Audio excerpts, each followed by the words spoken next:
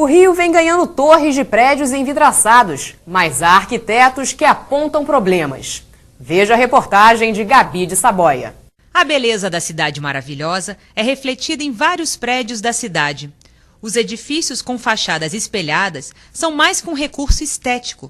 E a utilização do vidro divide opiniões. É uma opção que leva em consideração não só o aspecto estético, mas também o aspecto da aplicação do material, né, do conforto ambiental dessas edificações, porque isso é resultado da aplicação do vidro, que é completamente diferente de 10 anos atrás. A utilização desse material hoje, ela tem de outras propriedades. Talvez por isso tenha sido bastante utilizado ultimamente. O vidro espelhado, ele tem que ser usado parcimoniosamente e pontualmente, tem que ser muito bem estudado. Essa questão de você fazer um edifício com o que se chama a pele de vidro, toda a fachada envidraçada, isso é muito interessante para os países nórdicos, para os países onde eles têm frio e precisam colher calor e precisam refletir o calor e tudo mais, refletir o sol. Num país tropical como o nosso, com as temperaturas que nós temos, é um absurdo.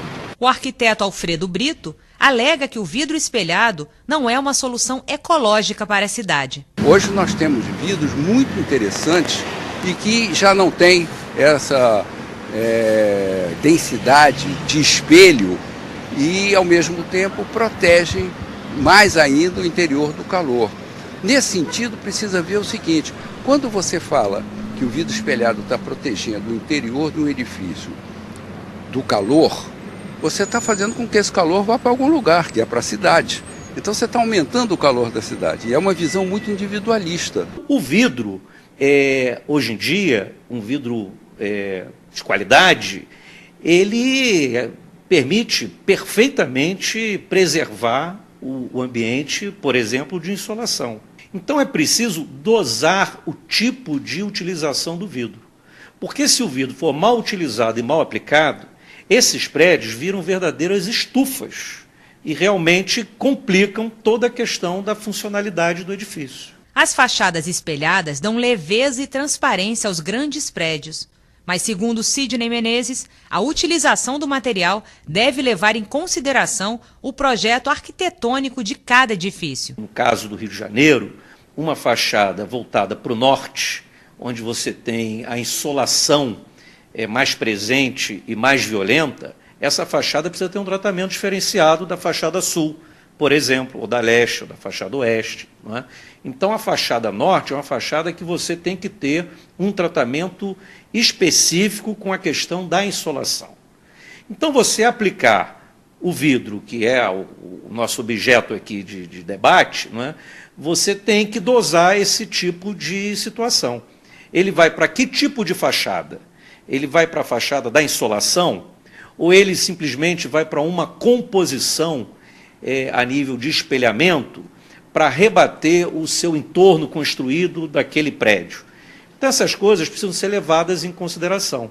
Agora, evidentemente, que se você faz de qualquer forma, de qualquer jeito, de qualquer critério, o vidro se torna, ao contrário, o pior inimigo a ser utilizado para a arquitetura. O edifício Gustavo Capanema foi inaugurado em 1945 e é um marco na história da arquitetura moderna brasileira, pois foi o primeiro prédio a ter uma parede inteira de vidro. E até hoje é uma referência na forma de utilização do vidro, pois a parede envidraçada é toda voltada para o sul, onde não há incidência de raios solares. O prédio do antigo MEC, por exemplo, o Oscar Niemeyer, com um grupo dos arquitetos inspirados por Le Corbusier, que fizeram o projeto, eles aplicaram nas fachadas de insolação brise soleil, né, que é um antiparo, vamos dizer assim, para evitar uma insolação.